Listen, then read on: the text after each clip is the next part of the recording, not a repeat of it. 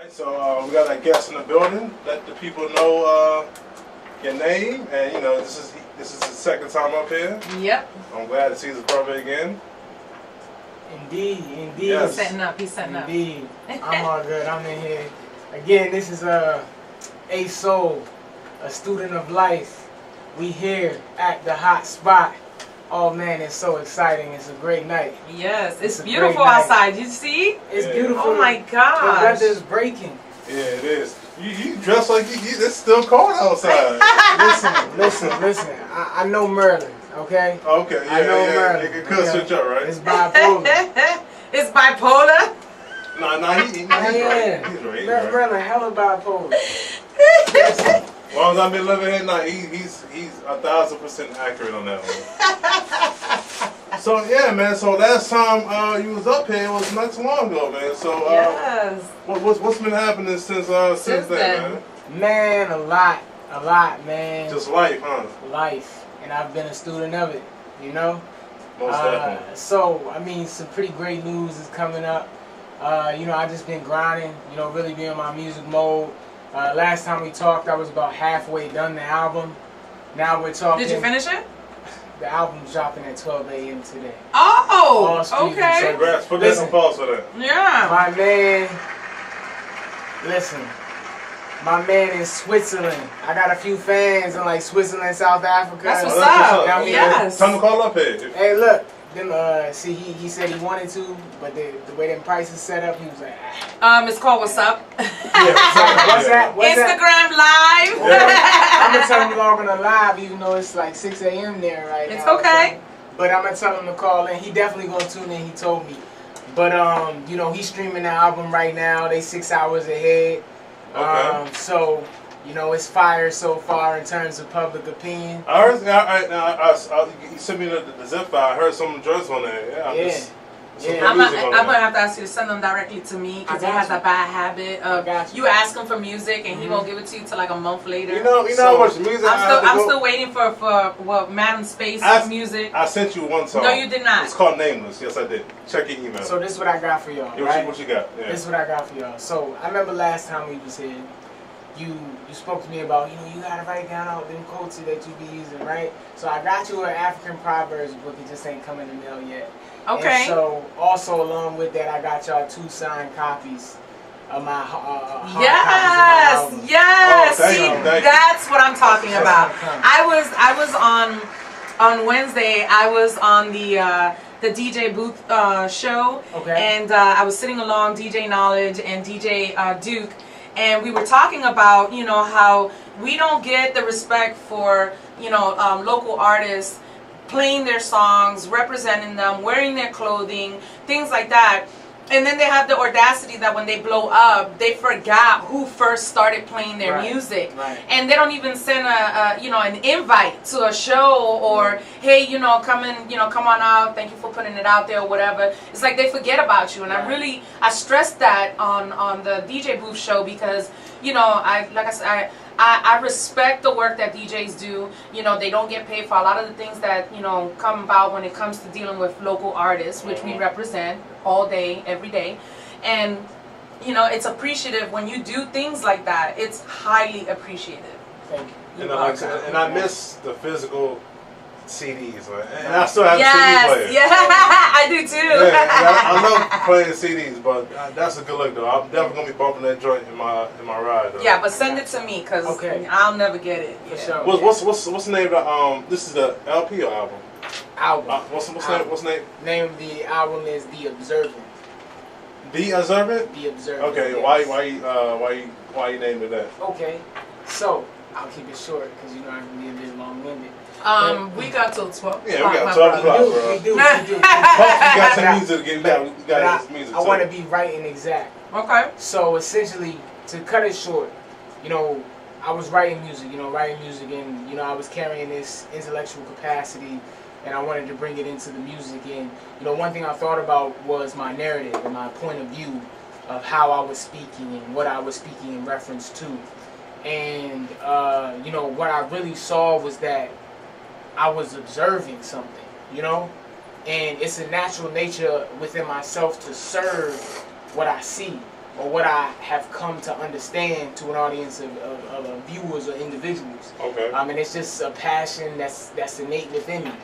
And so the Observant essentially is that, you know, and as I delve deeper into the title and how the Observant is, or that specific term, because at first I thought of it like I'm observant and I want to serve something. The Observant. I thought I made up a word, but I looked it up and like, oh, this is an actual word. You know what I'm saying? And I noticed that it was used biblically for high priestess or people who carry a certain level of knowledge. I was like, wow, you know, the irony. And so that's what really motivated me to really, okay, that's the name of the album. It came to me like so randomly, you know what I mean? And then I was like, that's the album. It's perfect. Pentecostal church at a very young age. Okay. But like I tell a lot of people, I'm not very religious, but I am very spiritual. Okay. And so, can you tell me what the difference is? Yeah. I hear a lot of people saying that, and I really don't understand it. Yeah, what's the difference? Okay. So one thing I tell people about religion is religion encompasses spirituality and culture. You know, a lot of people can cross-reference different texts of religion and find some level of comparison. But what I tell people is what lies beneath religion, or what creates religion, if I were to give you an equation, is spirituality plus culture equals religion. Okay. While spirituality existed before religion did, and a key factor in religion itself is spirituality. And if we study ancient African spiritual systems, you know, I wouldn't necessarily call that religion so much as a way of life. Okay. And I think religion really was fostered into culture as we begin to scribe or write. So what I say in terms of I'm spiritual and not religious in today's era, you know, after we understand that a lot of religion was used as a method of colonization, as a method of war, as a method of imperialism, as a method of simply building empires. I really tell people that, you know, in terms of me being spiritual, I'm connected to this source that drives my true nature. You know, not guided by some sense of text written by man. Right. So not that I'm knocking any form of religion. What I tell people is whatever brings you peace. But my knowledge and my spirit and what I'm able to understand allows me to be able to guide myself without a nature of institutionalism.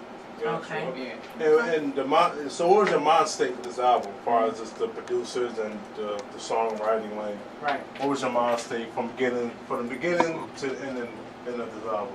So essentially, you know, I always been rapping for a very long time. In fact, this man right here, Yayo, was one of the people I started rapping with. I'm talking about back when you had the MP3 players. Oh wow, okay. With the mics on the end of it, and you playing beats off of wherever you could. I mean, at the time. Oh, okay, You know, before I mean, with MySpace, a long time ago. Like when that was the SoundCloud of the modern day. Yeah. And I'm talking about way back middle school, maybe elementary school.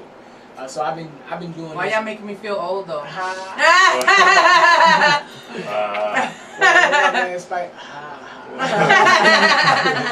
But you know, I've been doing this rap thing for a while, and you know, when I watched this interview by the Cool Kids when I was young. They, you know, Cool Kids. Yeah, I remember that there was a group from ATL, right? Yeah. I don't know if they from ATL. I don't really know where they from. I think they were signed. Might be from New York. They were signed. I think they were signed with. Was it Cool Kids? I think they were signed with DTP or no? Clue. I think Def Jam maybe. I don't know. Okay, Cool Kids. But I seen this MTV video when I was young of the Cool Kids. Cool And, you know, they were really popular. Mikey Rocks had this one. Mikey Rocks, that song was pretty popular at the time, and Pedal with Black Mags. You know what I mean? And so essentially, I seen this interview on MTV, and I can't find it today. But you know, they. Not even on YouTube. I tried to look for it. I couldn't find it because I wanted to feature the audio on my album. Oh, okay, but I couldn't find it. But essentially, because it was one of the things that motivated me to help be where I am today in terms of what I'm able to project content-wise. Gotcha. And so with the interview, one of the things they mentioned, like a lot of people don't know, like the Cool Kids went to college. And a lot of people said, didn't know that. Yeah, and what they said on that interview was like, kids, this rap thing, you can do it whenever, go to college first. And I never really, that kind of stuck with me when I said that, you know what I mean? And I made an album my freshman year of college because I didn't think college was going to work out for me. Lo and behold, I graduated with a 3 point something. So, yeah. Turned out good, that's what's up. Yeah, it turned out good. So, but yeah, so, you know, as I matriculated throughout college, and I was introduced to so many facets of black culture, so many facets of intellectualism through black culture and Afrocentricity. You know, and having this passion to speak and having this hobby or enjoyment in rapping, I thought to myself, man, let's put that together, man. Let's create something.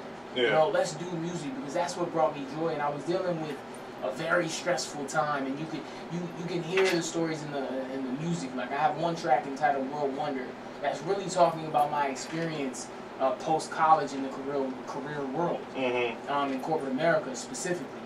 And what really drove me to really allow my like, it was a quote that said, "Allow your job to fund your passion until your passion becomes your real job." Yeah. Rapping was my passion. I realized I could be paid for a living at those streaming numbers. I'm like, hey, you know, I got a check. You know what I mean? But I plan to donate the first $15,000 that I make from, excuse me, from streams to turnaround schools in Baltimore. Okay, that's what's Okay. up. Why Baltimore? Well, first and foremost, I used to teach in Baltimore. Oh. My senior year of college, and my fiance actually is a teacher in West Baltimore also. Okay. Shout out to the teachers. What'd you teach? I can't. I taught an art class, class, but it was for a class that I was taking my senior year, community arts, and I wrote a like a 10-page paper that was entitled "The Miseducation of Urban Education is Still Education, Seeing Past the Obstacles." He always coming up with, like, I be looking at him and be like, what did he just say? And how long was that paper? Yeah, how long? Yeah, so it was a 10-page paper, but it included not only text but images of how you helped instill a nature of art and development within a youth. So it was a very great experience, a very fulfilling experience. In fact, I found out that teaching was one of my passions as well. Oh, okay. And, you know, once I finished my master's degree in cybersecurity, I plan to cybersecurity. You hear this? I plan to go get my doctorate in African American Studies, and ultimately I want to retire. How you go from? Okay, see, I don't understand that.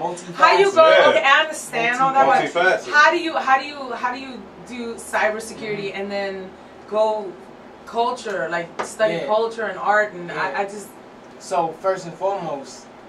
This is so when you go on the cover, you know, a little bit of every culture, everything. Well, what I tell people all the time, right? We talk about people who go to college, and a lot of people talk about, oh man, you're broke and you can't find a job. Listen, I made a very conscious decision my freshman year of college.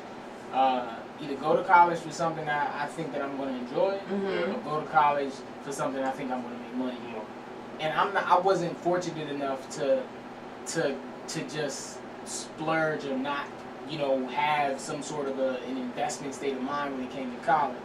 So I had to do technology. That was a growing field. Yeah. Shoot, if I knew then what I know now, I would have went to school and studied computers. Yeah, and so as I matriculated throughout, you know, in the electrical engineering program at Morgan State University, being as hard as it was, I'm pretty sure it was. Yeah, one of the things that I really, and I actually did my senior project on, and it's cyber related. I created a portable penetration testing platform, which essentially I was able to hack from an Android phone. Oh, wow. Yeah, we were talking about that the last time he was here. Like, keep your phone over there, man. Just keep your phone over there. And it was enjoying for me. Like, you know, certain forms of education are just flat out boring. I just can't stick with it. But I was like, my mind was open with that. And so I realized, and you know, just through my matriculation throughout my career so far, 2 years after graduation, I realized if you want to do something in this technical world or in this career world, go get your master's. So can't nobody question what you know.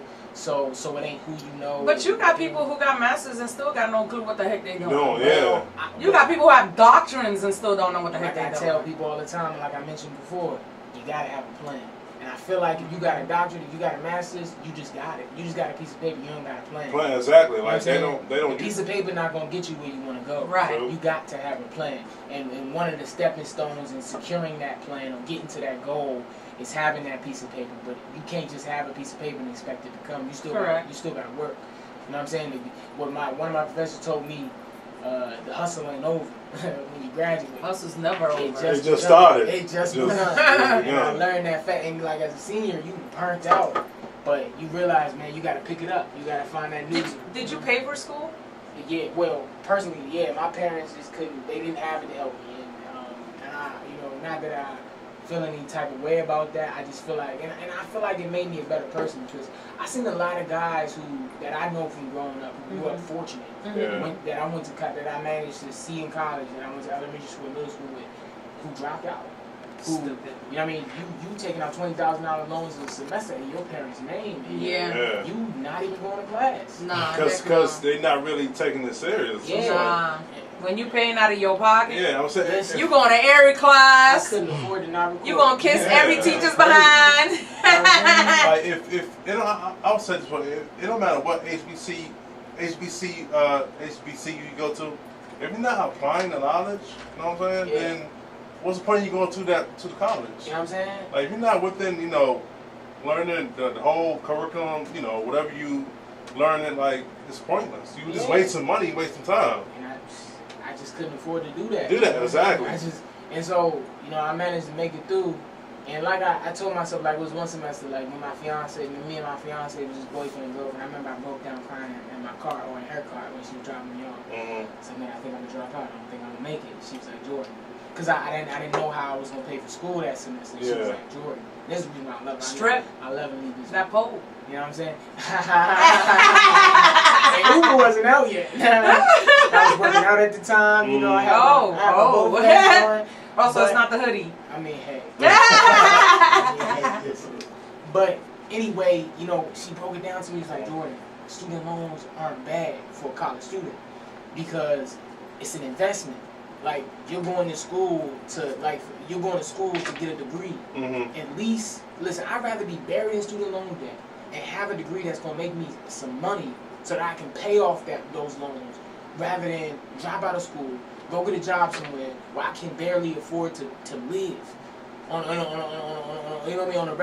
level without the degree. So it's like if I don't do it, I'm in the same place as if I do. You know what I'm saying? Whereas though if I do it, at least I graduate, I get a job making the money I'm making, and I'm able to pay him back at least, while paying off other things and create a living for myself. You know what I'm saying? In somewhat of a way. But as I state in some of my music, she ain't think you was the little punk crying in the car, because not often do you see a man crying. See, she taught me how to really embrace my emotions. Yeah. And you know what? Applause to the girlfriend. Right. Because now fiance. I stand corrected, because not that many women have that kind of touch. To have men express their feelings like that. I mean, I've tried everything, and it doesn't work. Yeah, I mean, now granted, it took me a while to really release that. It was a tough time. I'm sure. But allowing myself to be vulnerable with somebody in such a way, and for them to understand and be able to help me through it, it was a powerful experience. It was a powerful experience. And when is the wedding? So it's June 2020. We're gonna do it in Jamaica. Where in Jamaica? So Montego Bay, I believe. Okay. Yeah. So I got family in Jamaica, and my family's actually from Jamaica, my father's side. So that's one of the inspirations for wanting to go back there. I've never been there, so I really want to experience that, get in touch with. That's what's up, doing the big, huh? You excited, or you kind of overwhelmed? I'm excited. Like I tell everybody, like so many young people ask me all the time, like, oh wow, man, you get married, like. In one of my songs, I got this song on my album called 2 Planets, right? Where the hook goes like, it's a part where I said, is she on your mind or is you on a ride to chasing bitches in a party life? And one of the things I think about, and I had this friend of mine who he would always ask me, man, you sure? I'm like, man, what are you chasing? What are you after? What do you want? Because anything I could want in a woman is right here. And yeah, I go through tough times. Yeah, I get to a point where I just want to punch a wall and maybe walk away. But I tell myself, like, I'd rather build with you and heal with you. Oh, God. Yeah. I wish. So, it's all worth it. You know what I'm saying? I'd rather I hear you talking, I'm like, can I please have somebody like that? They out here, though, man. They out here. Where? They out here. Where? Not my age. I mean, My age, they still trying to act like your age. Some of them. I don't want to homogenize because there's a good guy out there. It's a lot of sophisticated guys out here. He's just looking in the wrong place. It's a good guy out there. I'm telling you, he's somewhere. He's somewhere. He or she in today's era. You know? And with your album, did your fiance have any input? Like, did she give you any ideas? She's my number one ear outside my own when it comes to the music. Like nobody else? Like your friends or your engineers? I got brothers. I got my engineer. Of course, he puts the pieces of the puzzle together. But when it comes to like, especially that female perspective is important. Yeah. You know? No doubt. So, do you? You know I gotta ask, right? Hey. So have you ever made love to your own music? You gotta think about that. Listen, I'm saying maybe it's been on accident, but I don't think with oh my God, I'm putting our business out here. But you on radio, bro. That's what we do. This is the Hot Spot Show. It is the hot spot. Okay, it's getting a little hot. Have you? No, not consciously. Okay. I can't say consciously. Okay. But you know, music definitely sets the vibe. Sets the vibe. Of course it does. Oh, so okay. I remember when me and her first met. How did y'all meet? How did we meet? How did y'all meet? Yeah. We met in college. So essentially, right? I was pledging Alpha at the time, right? Okay. Her best friend was Montel. And basically, it got to hold on, English, Montel. Oh, Montel is the Legend. Okay, got you. I was on the line at 12. Okay. My 12 is Montel. Okay. He's the last one. She was best friends with him. And one day, we randomly went to her house. Because we're like, hey, I'm going to go to my best friend's house. You know, they girls. He was like, all right, come do it. I'm like, all right, then I'm going to go. And so, I'm an introvert. I'm quiet guy. I be chilling. You know? You're right. I don't be out there like that. Now, granted, when I crossed, I had an ego. You know what I'm saying? Like anybody, you know. But some people don't get rid of it. Some people learn. But I was chilling, you know. I seen her. She was nice, you know what I mean? She had natural hair, like everything, you know what I mean? Beautiful. I just quiet. Once everybody left the room and everything, we was about to leave, I was like, I was quiet about it. I was like, so, you know, you're a pretty woman, or so I said something like that. I was like, I'd like to further our conversation through the method of telecommunications. Why do you gotta sound like a geek, though? Hey, it worked. Hey, it worked, right? Listen, she was like, okay. And I was like, all right, cool. And then we started talking. Hey, it worked. Hey, Was she a nerd, too? Oh, well, she's a teacher, She was a philosophy major. She wasn't a nerd. She's from Chicago. She's from the west side of Chicago. Her family is very, how you say, outgoing. And she's very outgoing. So and she fell for the nerd. I'm saying, it worked, right? In college, nerds aren't nerds. Nerds are like your average population. You know, everybody's a nerd in college because if you I like the quiet, shy type. Yeah, if you in college, you got to get the grades to stay there. So you got to be some type of a nerd. You know what I'm saying? Did you do like any on-campus partying or off-campus partying? I mean, I was in a fraternity. Oh yeah, I forgot. Is it true what you see in the movies though? Like the things that they do? All that initiation they got to go through, the feathers, and you know. Did they spank you? They Listen, I'm not. All the games. I don't want to put his fraternity in. Incriminate myself. But what I will say is that... Did they blindfold you and stick something? What I will say is Alpha Phi Alpha is a non-pleasure, non-hazing organization. And allegedly. You heard what he said, right? And I say that without no lies. I say that without no lies. Okay. But what I will say is we had a great time. We did a lot of social engagement activities that you might constitute as parties that were great for you the see how he's population. sounding like a nerd right now, right? Not trying to make it seem like it was like a party scene or like any type of Rough Rider type stuff. No, it was a gathering, a get together, Do you still keep in contact with your Alpha brothers? Yeah, I mean a good amount, a good majority of individuals that I built great bonds with. Okay. Like a good brother told me at one point, the brotherhood is not promised, it's made. And so, and that's in any situation, anywhere you go.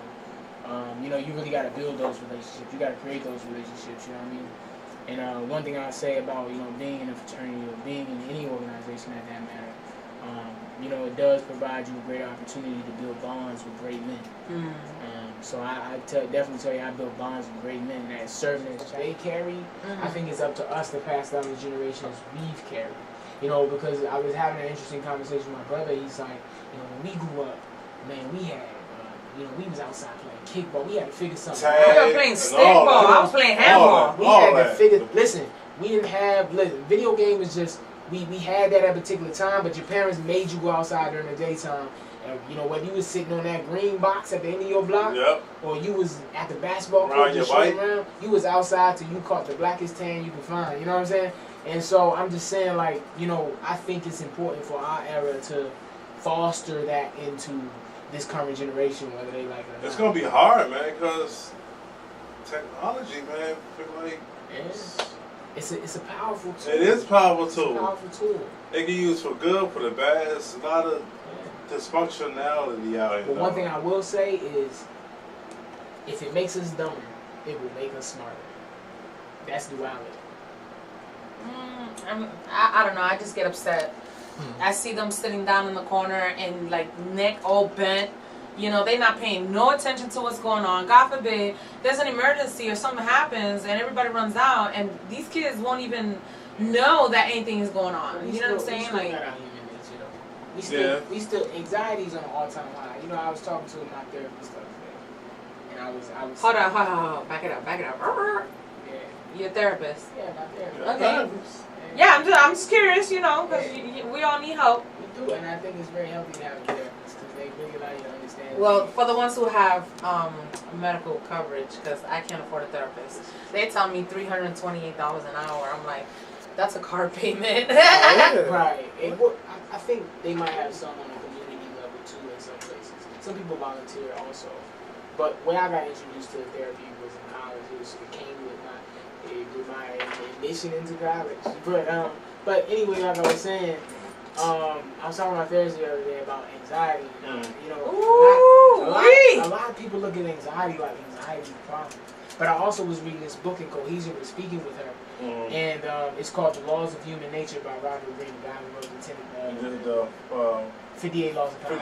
Or not, 48 Laws. 40 Laws of Power, yeah. And it was one of his recent books, and it's a quite fascinating book. And he also speaks about this social media, this technical era as well. You know, so many people thinking that, oh, we've advanced, we're so much different than what we were. But in fact, we haven't changed at all. We're still governed by our emotions. And so a lot of people think, we are. A lot of people, and not only that, technology exploits our emotion. Yeah, you know what I'm saying? So, and it exploits mine. Yeah.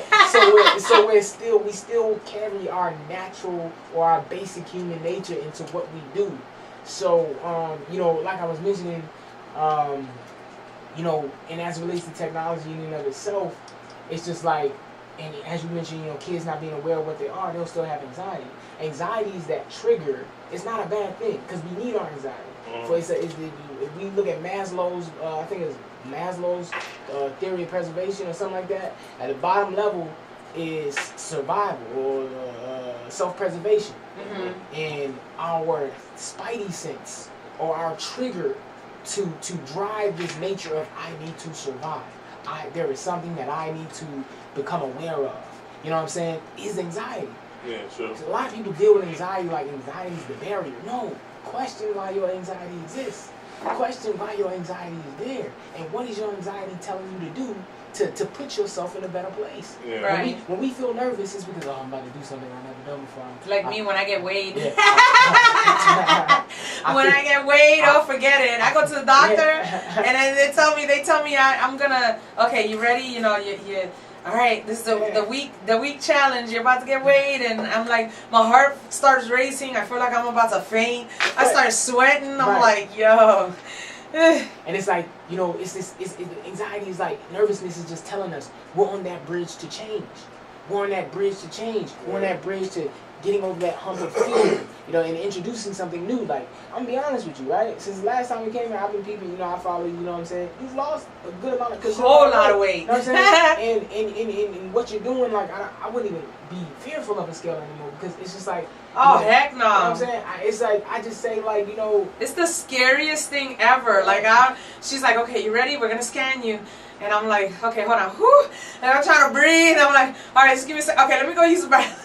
I'm just, man. I ain't even gotta pee. I gotta go use the bathroom. And when I come back, I'm like trying to sit still because this scanner scans you like it's like a 360-degree angle, so it scans you all the way around, and I'm like, okay, don't breathe. And I'm just like holding it there, and I'm like, oh my God, I'm about to pass out. I feel dizzy. And she's like, calm down. Like, there's nothing wrong. Like, this should be good, you know? And I'm like, nah, you don't understand. Like, to me, it's like, because, you know, when you work as hard as I do and trying to lose all the weight that I do, you know, that I do on a weekly basis, it's hard. It's really hard for me. Yeah, but, you know. The results is supposed to be something good, but it's like, oh my gosh. I'll challenge you to eliminate the word hard from your vocabulary. And even greater to redefine. You hear this? Did you hear this, Ty? I heard it. He he challenged me to eliminate the word hard. Or at least redefine it. Because how can I redefine the word hard? One thing I'll tell you is this, and it's simple as this, right? You know easy things in life, right? I don't know anything that's easy. I've been struggling my whole life. Okay, so I'll give it to you like this, right? What is easy now was once hard. In order for us to create this ground level for ourselves, right? Because the ground level for a baby at one point is just moving its neck, and then the next step is crawling, right? Or dragging itself. You know what I mean? Next step is crawling. From crawling is walking. You know what I'm saying? And so these are things that were once hard for this individual to do, not only physically but mentally. You know what I'm saying? Because the baby, when it gets to that walking stage, has to mentally get to a point where I'm going to walk. Right. You know what I mean? Because some babies end up crawling a long period of time, but they can't walk, but it's just that they got to mentally get there. And as a parent, you got to help motivate them to get there. But I say, you know, now that we're adults, we have this level of maturity where we're able to, you know, motivate ourselves. We're able to tap into our own self-consciousness or our subconsciousness. And so what I want to say is, like, you know, the way we might understand hard is skewed, because we got to have hard to create the comfort or to create the ease. You know what I mean? So hard is necessary. It has to exist. What Fred Hampton said: if you dare to struggle, then you dare to win. If you dare to struggle, if you dare to struggle, then you dare to win. Okay. If you dare not struggle, then goddamn it, you don't deserve to win. Oh. Struggle builds character. Yep. Struggle builds character. I've been struggling. I mean, you gotta walk through the mud to I walked through a whole lot of mud. Hey, and if you gotta do it again, it ain't as hard as it was the first time. You know what I mean? Right. So, you know, that's what I tell people all the time. Like, you know, I'm saying though, what size is that hoodie? What size is the hoodie? It's his size. I think it's a medium. I got a medium. I'm about to house that hoodie. Ain't nothing better. Ain't nothing better than to have a nice hoodie and some yoga pants and just chilling around the house drinking some tea. I'm a hoodie guy. I'm a hoodie guy. Your girlfriend get mad if I take that hoodie from you? Listen, we can call her and ask her, but you know, I'll speak for her when I say this. It's a no for me, dog. But I will say, you know, I'm working on some merchandise, so I got you with a hoodie in the future. Yes. Okay. Yes. Well, we gotta go to commercial. Yes, we Pay do. these bills. Yep. And we're definitely coming out with some music. Please don't give us a call during our commercial break because we will not pick up. Right. And please stay locked to the Hotspot Show here with DJ Freaky Ty, Real Rolicious in the house. And shots of Hater Proof. Yes, because he's rocking it today. You see how his muscles is coming out of his sleeves. You see this, right? Look at him. Like I said, we got Student Life in the building. We'll come out with his music. Yes. Hey, so keep us locked in the Hotspot Show on ABLAZINRADIO.com, where entertainment lives. Hit that commercial button. Keep us locked there. Be back. Hey. So you want to get to your music and your album? Yeah. What's the first track? So this first song we got queued up for y'all right now is Black Excellence. This is track 3 from the upcoming album, The Observant. And we're going to talk about it when we get back. So why you coming with the title Black Excellence? Black Excellence, yeah. Right. So I think, and this is one of the later songs I created for the project, and I thought it was important to, you know, discuss the topic of black excellence in a manner that allows us to understand its true nature. And, you know, a lot of times we talk about black excellence, but we dress like Europeans. To me, it's not black excellence in a monkey suit, or it's not black excellence in European standards of professionalism. That's not black excellence. Black excellence is being and living through your Afrocentricity. You know what I'm saying? And what I mentioned in the song is said, it don't matter what color your collar is. You know what I'm saying? A lot of people think black excellence is in correlation to your blue collar, white collar, what have you. You know what I'm saying? You gotta have bangs. You gotta have money to be a representation of black excellence. No, you don't. You don't. Yeah. I mean, you could be a janitor, you could be a truck driver, you carry black excellence. You know what I'm saying? It don't matter what color your collar is. It's in you. Nature made you. Man, it's common sense. You know what I'm saying? Manifest what you got within. You know what I'm saying? That's black excellence. You know what I mean? And so I think it was important to, allow my people to understand that it transcends. You know what I mean? Not just from what we see on TV. You know what I mean? Right. How it's commonly portrayed. Yeah, commonly portrayed. Right. Yes, you got that right.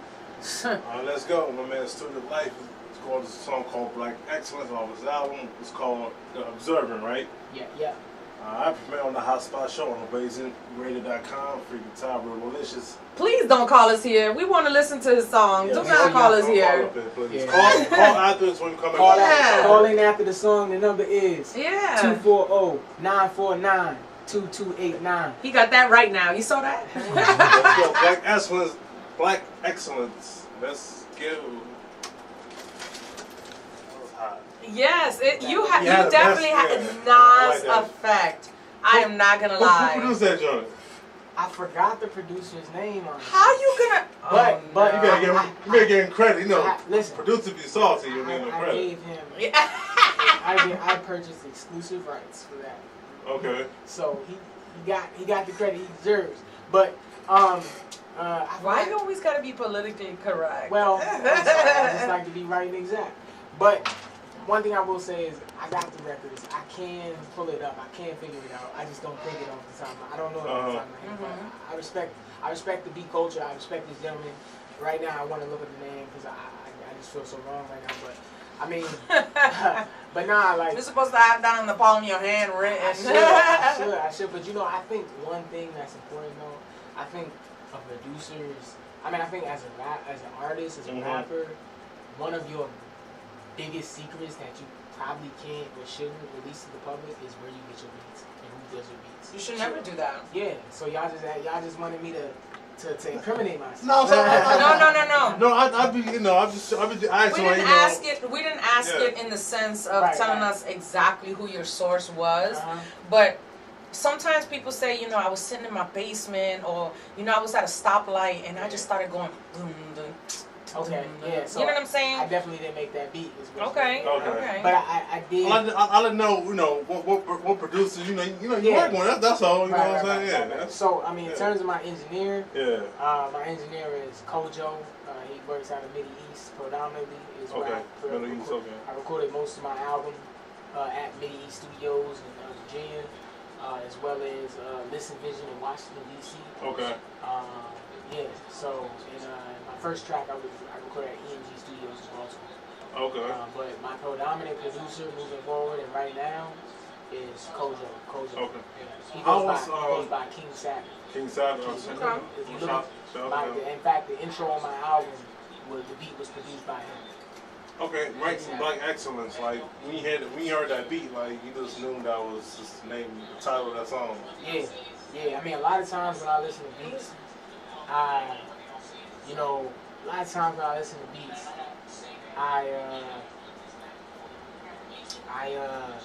it normally comes to me naturally in terms of what the song title would be, and how I come up with the songs. But for this one specifically, the beat was actually named Black Excellence, and immediately how I wanted to project that hook came out naturally. You know what I'm saying? In the manner that it did. That's how I came up with the name of that song right there. Yeah, that joint's hard right there. That's your phone. You better call. You got an app open or something. You probably got an app open. You don't know about on your phone. You don't know technology, blame technology. It's not coming from mine though. Oh no, it's just my phone. I was gonna say I got a delay on my phone. I don't know why. Oh, okay. I'm live right now. That's a huge delay because we were talking about that. Yeah. That's cool. Okay. But yeah, I mean, to go a bit further into, you know, kind of song, we began talking about it a bit previously, but, you know, like I was saying, like, you know, what I wanted to do with that track is I really wanted to allow black people of all economic levels to understand that you carry black culture. You know what I mean? And I open up the track, and there's certain parts of the song that people might not, you know, understand directly, but I always tell people it's something you don't understand. We live in the age of information. Google, yeah. You know what I'm saying? Figure it out, solve it, because a lot of what I'm talking about, if you investigate it, if you go to figure it out, if you go to understand it better, you understand something much greater about yourself. You know, I open up the track with the Ma'afa couldn't stop us. We break my, you know, I promise. I don't know if you say the N-word here, but, you know, I say, you know, we break my N-word, I promise. And so the Ma'afa is, you know, from the Afrocentric perspective, is what we perceive as the disaster of blacks, or the transatlantic slave trade. Can I ask you a question? And you know, and I don't want to be. No. And the reason why I have to do the. I want to say the PSA warning before the disclaimer. Yeah, I want not a disclaimer, but a PSA warning. Okay. I don't want to say this because I heard, you know, I listen to a lot of podcasts and a lot of internet radio, and I see that the interviews that go on, you know, people always talking about the same thing: Nipsey Hussle this, Nipsey Hussle that, you know, or you know, whatever. But what I wanted to ask you, and I think me and DJ Freaky Ty are on the same page when it comes to this. What are your thoughts when it comes to a black male who is doing for his community, and now he's being honored while he's dead, and yet you have all these other black individuals in your community, in these communities, who are not rich, who are not famous, who put money out of their pocket. You know, sometimes their own relationships is ruined, their own family time is ruined because they give out so much. What is your thoughts on someone being honored when they're dead, as opposed to someone being honored when they are alive? And I think that was the same thing that you were going to ask, right? In the minute that you know, given the fact that this is rooted in recent events, the minute I've been a Nipsey Hussle fan for a very long time. You know what I mean? I mean, I've spoken to people about Nipsey Hussle and references songs to certain people in previous times.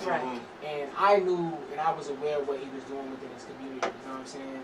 But he wasn't the first figure that I understood to be doing the things. You know, like, you know, everybody saying, oh, he's killed because he's doing a documentary about Dr. Sebi ain't the only Dr. Sebi in the world. You know what I'm saying? There's a lot of people who are holistically healing as well. And you know, I don't mean to single people, I don't mean to take away the significance of anything. But what I'm saying is like, I think, again, if we can speak about this on multiple aspects, but to be specific here, I think in one perspective, it's we really need to start understanding that, you know, the change is within ourselves, not some individual that we poster as an idol. We have to be the impact. We have to be the change. And I think that, you know, there are a lot of people out here, and don't get me wrong here, Bill Cosby has done a lot for the urban community within Baltimore alone, but we don't know that. Like, there's a lot of philanthropists who are private investors or private contributors, or you know, who really benefit or improve certain urban environments, but we don't know their names.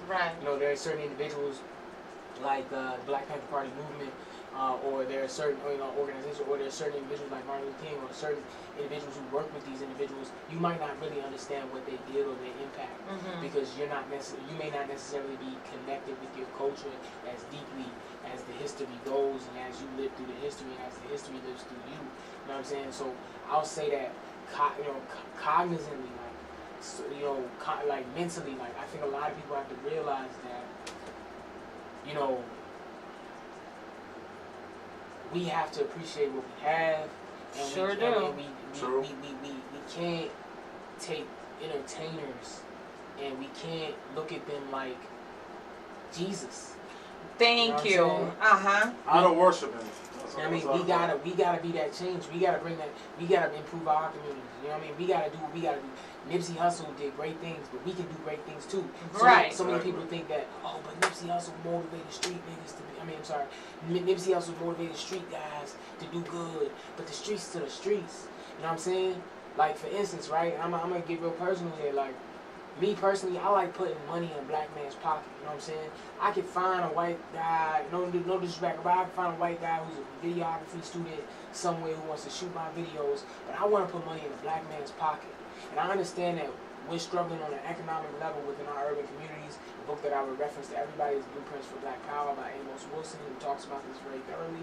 But you know, I know that we're struggling economically, but it's like when I choose to put money in a black man's pocket to shoot a video for me, but you choose to try and finesse my money out of me and never give me my video because oh, that's just how the game go. You know what I mean? I don't know you. I'm trying to finesse you out your money, but bruh, you don't realize. If I pay you this 500, this 400, this 200 for this video, I'm gonna pay you this 500, this 200, this 400 for the next video. Right. Like economically, like let's build upon one another. Let's not destroy. And that was something that I was talking about in my lives, because people have a tendency, like they'll look me up, right? And say for instance, like I have people calling me on a regular. Okay, first of all, just because I'm on Facebook or Instagram, don't give you the right to be hitting me up on video chat whenever the heck you want. Right. First, that's a no-no. That's a big no-no. Okay, you don't know what I could be doing, or if I'm teaching a class, or I'm at, working my part-time job. No, don't video chat me. But then you have the audacity to come out and tell me, well, go check my music out and download it and comment the hell out of it and let me know, your thoughts on it.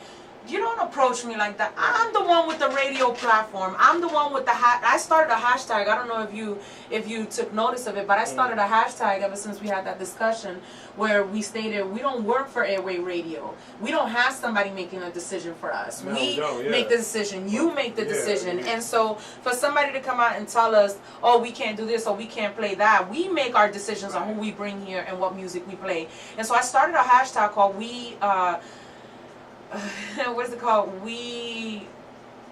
Oh my gosh. You ain't your own hashtag. No, I'm sorry. I'm thinking about three things at the same time. We support DMV artists. Right. I started that hashtag. We support DMV artists, and the reason why I started that is because you have a lot of people who do, music, and they're so talented, and the things that they have to give back to their community, but nobody knows about them because you don't want to put yourself out there. And then you have those ones, those sarcastic ones that's, when you tell them what the process is, oh, I get paid to do this, I get paid to do that. Then go where you're getting paid to do that. Don't come to me asking me to play my music on my DJ's rotation, on his show, for what? And you don't even want a face-to-face interview, but you got the sarcastic attitude telling me, oh, I get paid to do interviews. I'm the one who gets paid to do this. So, That's ego, really. Like, one thing I believe in is collaboration. Networking is so important nowadays. And it's important you bring up the term networking, because a lot of people view networking very differently. And what I like organic networking. What's organic? I like the form of networking where, we can benefit one another rather than right, than one-sided. Rather than somebody just kissing your ass to get what they want. I was saying that on my live earlier today before I taught my aquatics class, because like I said, you got a lot of people who call in, and when you tell them what the terms are, they're like, nah. But you go to airway radio and they want to charge you $5,000 for a 30-second commercial. You know what I'm saying? And the BS interview. You know what I'm saying? Yeah, right. And you want to go ahead and complain. We have to pay for our radio platform. So what you're doing is you're helping us keep this platform, and in return we're playing your music in rotation and we're putting it out there. But no, you want to go ahead and have the audacity to say that, but yet he doesn't get paid to edit your music. He doesn't get paid to scroll when I ask you for 3 tracks and you sending me 30. Right. Really? Come on. And then on top of that, once you make it big, and I emphasize that too on the DJ Boop Show, you blow up. Okay, you got these local DJs who play your music everywhere. Then you blow up, and they don't have the common sense to come back and be like, "Yo, that DJ was the one that was rocking my music."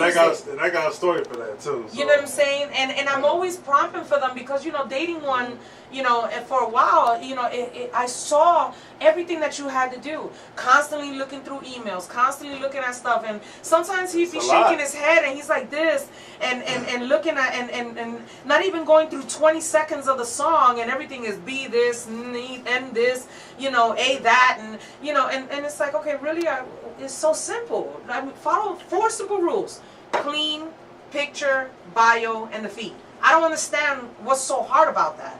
You know what I mean? But no, Freaky Tide, I said that on my live because, you know, I vouch for y'all. I really do. And it's sad. A lot, man. Yeah, like, I know. I dated one for almost 2 years. I know. You see what he go through, right? Yes. Yeah, the headaches.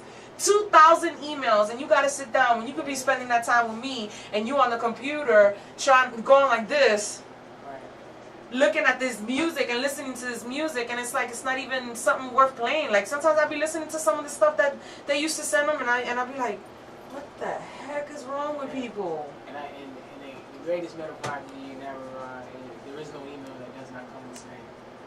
You got your actual mail and you got your spam. And so when it comes to the engagement in that regard, it's like you got those individuals who really, you know, I don't want to use the term worth, that are really worth it in a way, but I don't want to paint a picture of any way value here. What I'm saying is you got those people who really have that level of respect, that level of dignity or honor in a particular way. And you have those individuals that are literally just out there expanding. And literally just got the $60 to go to the studio and record a song, and they didn't know who they are. They didn't even spend the time to truly create something of a true nature. You know what I mean? They're just the next same thing. And it's the same ones that I'm like, okay, you could spend $1,000 on a chain around your neck, $300 on a pair of kicks, but you can't spend a small fee, a fraction, 10% of that fraction, to come and sit down and have, oh well, you know, I don't live in the state, or you know, I'll do a phone interview. What the heck? Like, what is wrong with you? You want to put your stuff out there, but you want a phone interview, and you don't want nobody to see your face, nobody to see your mannerisms, see how you talk, how you interact with other people, how you feel about your music, what drives you to do. You know what I mean? Like, I don't want to.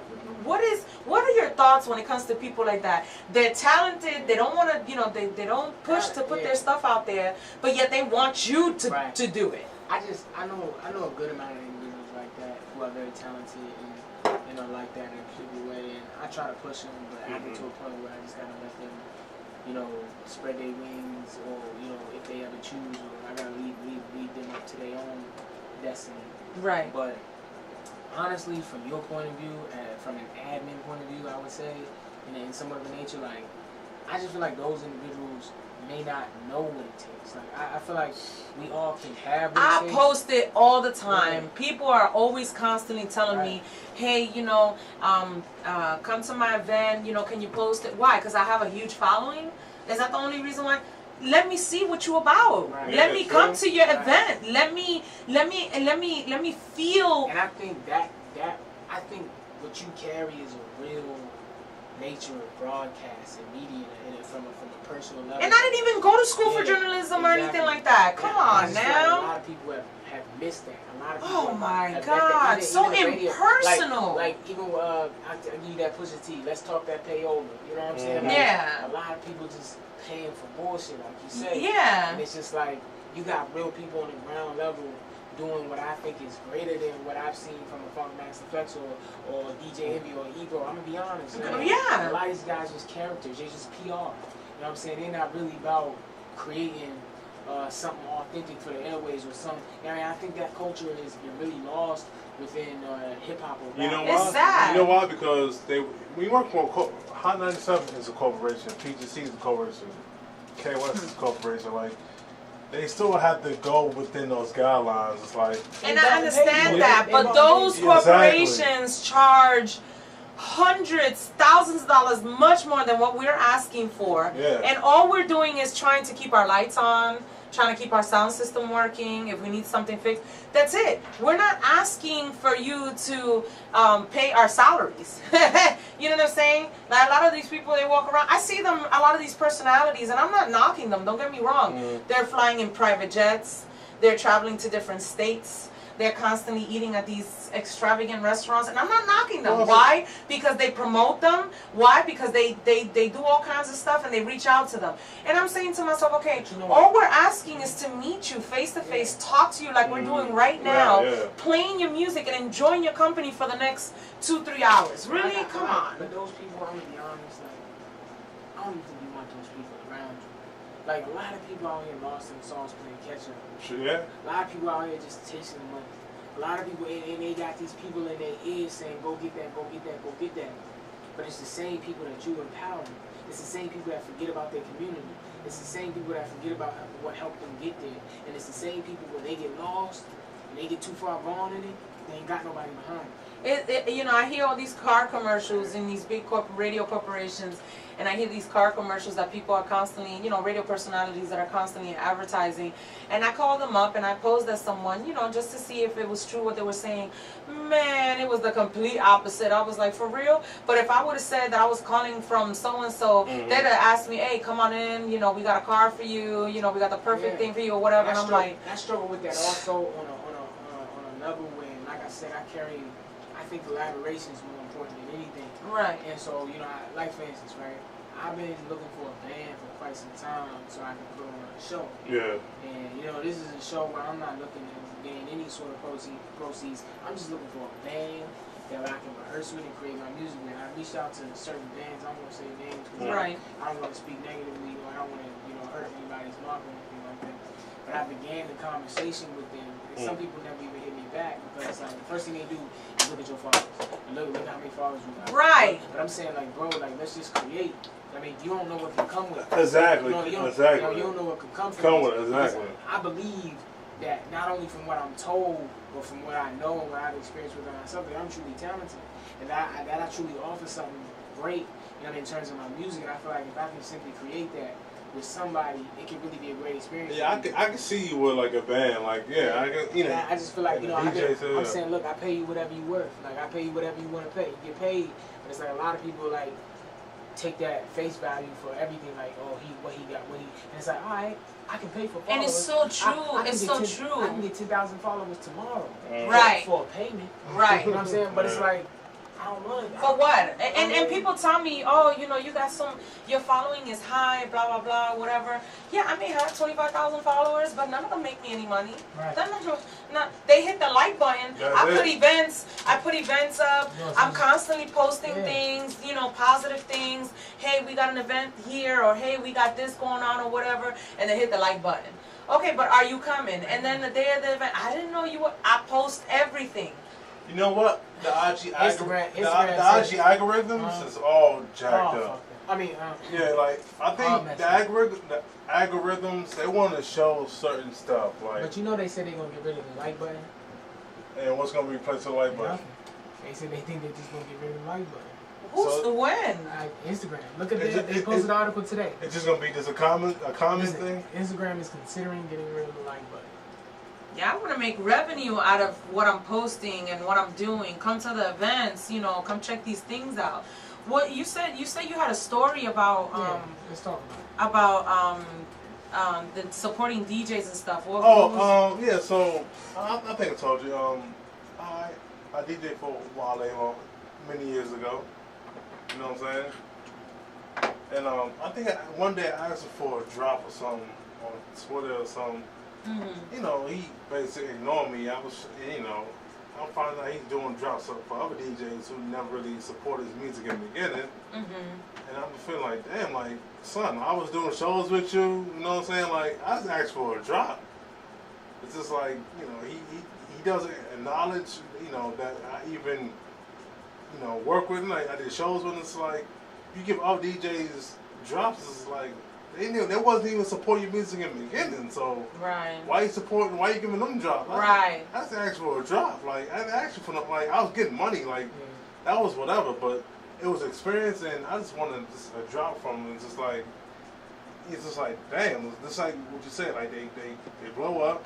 And they forget about you. Yeah, and that was some people it's like, I'm be honest, like I said, they lost in the sauce trying to play catch up. Like money rule everything around certain people. I mean, you know, I'm gonna be real, like I'm not gonna mention you unless you pay me a fee. Like, come on, man, like, whatever we live in, like, I don't know. you know what I'm saying? Money, like, you know what I mean? Like, I'm just saying, like, a lot of people just, they lose themselves, you know? And I can truly say, you know, and I no disrespect, but I'm saying we can see this throughout his career. He lost himself, Right. you know what I'm saying? Truly. You know what I'm saying? And I respect him, and I enjoy a lot of his music, and I'm not speaking negatively, but, you know, I'm just saying, like, a lot of people lose themselves, man, and I'm here today for a second time. You know what I'm saying? And like I said, I appreciate you coming up here Yes, too. You know what I'm saying? Yeah. And I guarantee you, like I said, like, I don't care how large, I don't forget the people who supported me. You know what I'm saying? Because literally, like, I learned at a very young age growing up. Just give me that hoodie, bro. She been on your whole hoodie, so Comfort clothes. I need comfort clothes right now. But I'm just saying, like, you know what I mean? I learned at a very young age, money don't mean nothing. You know what I'm No, saying? it doesn't. I learned at this age still, money don't mean nothing. Just cause I ain't got, you know, just cause I ain't have it, it ain't make me want it. You know what I'm saying? Like, I'm saying, I'm at a point where I did a lot to get myself where I am. I'm, you know, and you know, not to be any nature braggadocious here, I'm making more money career-wise than anybody in my family ever has. You know what I'm saying? And I'm looking around like, what do I do with this? You know what I mean? And I'm like,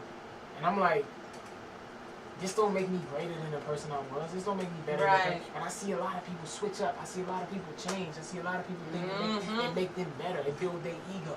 You know what I'm saying? But for me, it's just like I'm still the same person. You know what I'm saying? I ain't no different. And in fact, it's like a large majority of what I do with my funds is save and advocacy and invest. You know what I mean? I put it into my community. You know what I'm saying? Do you think like chasing the bag is just like, you know, that's just...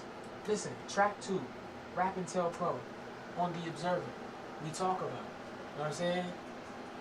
Money, the love for the money was the sword that beheaded him. The hunger for the money was the sword that beheaded him. And this is the reason why I always tell, you know, people can have all the money. You can see all these women out here having all the money, success, and traveling. They depressed. And look at them. They're miserable. single. Right. They're Miserable. single. They're flaunting about everywhere they going and how good they look and all these pictures, you know, them traveling or whatever. And you see them and they're all single.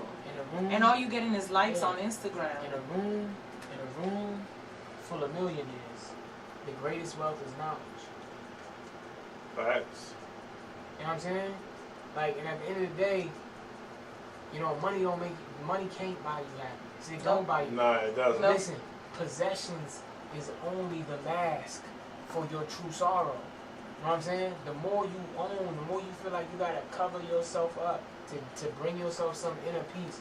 I mean, the external will never bring anything internal to a level of balance or peace. It won't. It can't. And when you pass, you can't take nothing with you. So listen, we learned that from our ancestors of Kemet or ancient. learn that from the Bible. We can't take none of that with us. It's gonna stay right. It's gonna stay right here. Yeah. And somebody gonna find From it. dust you came to dust you will To return. make them rich. But you know. True. You want to get to another song? Yes, I want to listen to something else. Alright, what we got? What's in the... Please don't call us up. Don't call us up during our music break. What we got for it? What we got for it? Divide and Conquer, Okay. That 2 Planets, okay. and CYY. I forgot what the sample. Okay. Okay. Oh, we got World Wonder. We got World Oh, Wonder. World Wonder, yeah. You want that? Listen, I think World Wonder would be He a got to nice, give us a PSA before it. World Wonder would be a nice segue based on our conversation. Oh, okay. Nice segue. So World Wonder, right? Yeah, because when we come back. You said the last time, you said Sambo. What did you say? Oh, the Sambo is the archetype. Sambo Never show is- us positive images of blacker guys. So, I explain. When you singing and you recording this stuff, do you look at yourself as if you were actually someone like Nas, like? Cause you sound, you give that vibe, like. I don't. The early Nas. Yes. The Illmatic Nas, yes. right? I mean, honestly, I don't. Was he one of your influences, though? I like Nas, but honestly, I didn't start listening to Nas until like my junior year of college. But I mean, How old were you? in junior year, Yeah. I mean, I was probably between like 22 and. I was probably 22, 23 at the time. Yeah, I was listening to that song. Like, I was sitting hot. But Nas was, 17, y'all so Nas young. was never really one of my. I love Nas's music, but Nas was never one of my primary influences in terms of music. But when I record, honestly, like I can't think of any other. But rapper. do you take that as a compliment? No, tremendously. I mean, to say that I mirror Nas in some way in terms of oh my god. Also, Lupe Fiasco. They got a little Lupe Fiasco. Yes, That's what I was gonna say. That's what I was gonna say. That's a high honor. The food and liquor. Okay. That's my favorite album right there. That's a high I still honor. play that. I still Yeah, play man, that's a classic. That's right a very there. high honor for me, but you know, like I was saying, like I really just tap into my own soul. Like I'm really intrinsic. Like I really know how to tap into myself and just, you know, music is innate within us. You know, I feel like anybody can make music. You know what I mean? And you know, Saul Williams helped teach me this the best, like because he has very abstract. Yeah, no, Saul Williams. Yeah, He he has very abstract music, but I love it Yeah. in its uniqueness. So you know, I just try to carry me into what I do, you know, or I don't try. I mean, that's what I do. I mean, it's not even an effort for me to carry myself. It's just what I am, what I do. I've always been myself. When you go into the studio, what is your how does it get started? You What's know your how some mind people, frame? yeah, they're like what do you do? Like, Just gotta smoke weed. do you drink? drink? Do you meditate? Do you like what do you do? So for me, and like I tell people all the time, like meditation is not sitting and breathing. I tell people that meditation is the art of observing, listening. You know what I'm saying? And so for me, you know, I get to a lot of periods in my life where I am meditating. Right. You know, in different facets. But for me, how the process gets going in the studio, for me, like a lot of times, I'll initially hear the beat and I'll begin to just record, I'll begin to just write. And there are just certain influences that just come, like, from it, you know what I mean? Like, for instance, like the song here is entitled World Wonder Ethnic Notions. There's a documentary that I was shown in one of my humanities classes that was entitled Ethnic Notions. And Ethnic Notions talked about a lot of the caricatures that were perpetuated of black images within early American society. And one of those images was the Sambo or the Mammy. And a lot of times when we perceive a person who assimilates to white culture as the Uncle Tom, what we really mean is the Sambo. The Uncle Tom was the darky that would take those empty bags of cotton that other enslaved Africans had, and he would fill them up so that they would get whoopings. The Sambo was the fairer skin who would say, "Oh, that darky ain't doing what he needed to do." Snitch, basically, he was snitching, trying to. Sambo was that. It wasn't the Uncle Tom. So we got it wrong. You know, all this is really based on a book that is based on the dynamic of enslavement. So it's really the Sambo that we need, and that's why I say the Sambo is the archetype. They'll never show us positive images of black lives, and I mean that in its totality. We see black men with money on TV. That ain't our images.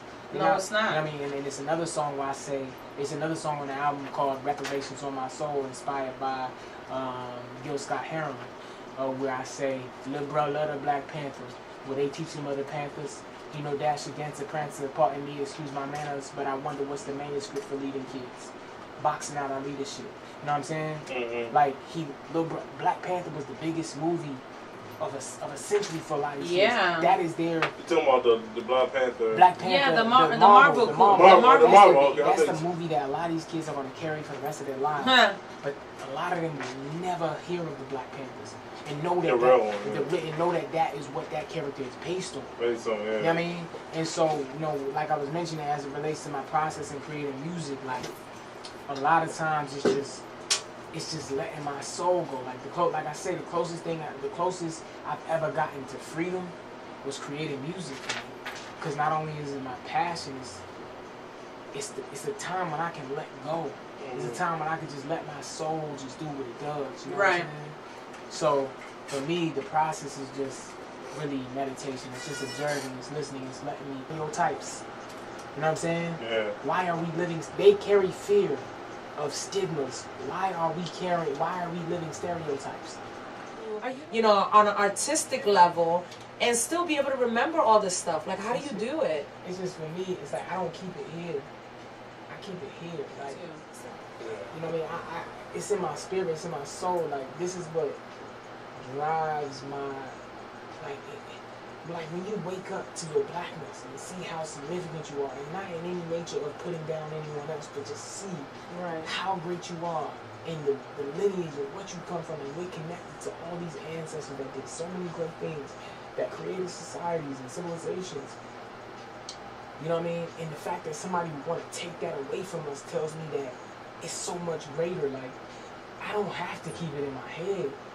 It's like James Baldwin has this quote. He says, the great thing about history is that not only is it written, it's in us. Mm-hmm. You know what I'm saying? And it's just like, I feel like I'm still connected. Like, I can read some quote from Bob Marley, or I can read some book from Marcus Garvey, and through their passion, I can feel them. I can connect with them. You know what I'm saying? Because they're in me. They're in all of us. You know what I mean? And I just feel like, you know, the more in tune you get with your blackness, the more in tune you get with your true African or Afrocentricity or, you know, African self, the more you realize how connected we really are. And so for me, it's like, it's really just me awakening myself. You know what I mean? It's not so much of me keeping things in, it's me just letting it out. You know what I'm saying? So it's you know what I mean? It's here.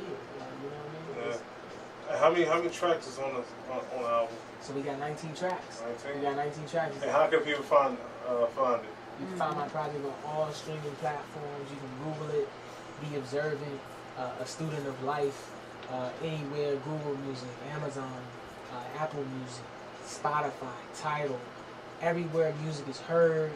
You can go view my album. It literally drops in 14 minutes. Looking at the clock again. It literally drops in 14 minutes. My album, The Observant, drops. I promise you, man, if you give it a chance, you listen to it, you're going to enjoy it. It's going to be something that you can reference. I got a good friend of mine who teaches, who already told me he's going to use it for a reference to open up a conversation as relates to Afro studies. Wow. You know, Afro socialism. That's what's up. So, you know, and I read it like 2 years ago. This one guy used the album as his capstones for his PhD. Okay, so you can find me anywhere at A Student of Life. A Student of Life, all one word. Everywhere you can just Google search that, and you can find me on any platform.